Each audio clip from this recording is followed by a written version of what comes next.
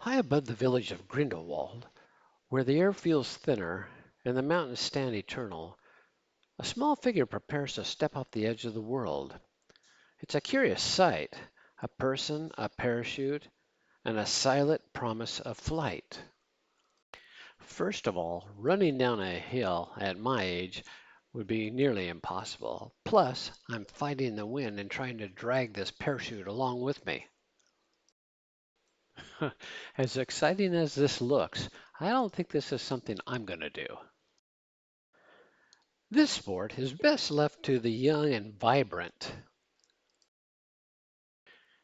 Here in Grindelwald, it is very easy to get really up close and personal with the paragliders. As for their landing site, if you go down into the city of Interlaken, there's a big field in the middle of the city, looks like a square, is dedicated for their landing site. From below, it looks serene, almost simple. But I'm guessing that it's anything but simple. Each movement, a slight pull on a line, a shift of weight, decides whether the flight stays smooth or spirals out of control. It must be a good feeling being up there in the air, calm, peaceful. Probably a little cold though. I'd just be too nervous, always worrying about doing something wrong, spiraling out of control, falling to my death. But I admire the bravery of those who can do this. The paragliders ride invisible rivers of air. They call them thermals, rising columns of warmth that lift them higher, sometimes higher than the mountain peaks, which is crazy. To the observer, it seems like magic, and to the pilot, it's calculation and instinct. And yet, there's a part of me, standing safely on the ground, of course, that wonders what does it feel like to trade certainty for the unknown, to rely solely on fabric and strings, on wind and courage. It's kind of freedom most of us only glimpse watching from below.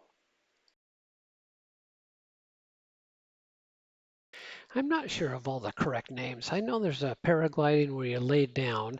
There's also one where you're sitting, and probably others. Now there's many popular paragliding spots, and they're located in mountain regions, coastal cliffs, or open fields, offering breathtaking views of nature. Experienced paragliders often participate in cross-country flights, using rising air currents to travel for hours and cover impressive distances. Whether for sport, leisure, or competition, paragliding provides a unique blend of adrenaline and serenity. The equipment is pretty simple. Typically includes a fabric wing, suspension lines, and a harness where the pilot sits or lays down, steering by shifting their weight and pulling on brake toggles.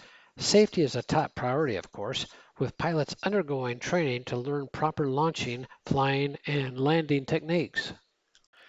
As they return to Earth, there's a quiet triumph in their glide, a journey measured not in distance, but in daring.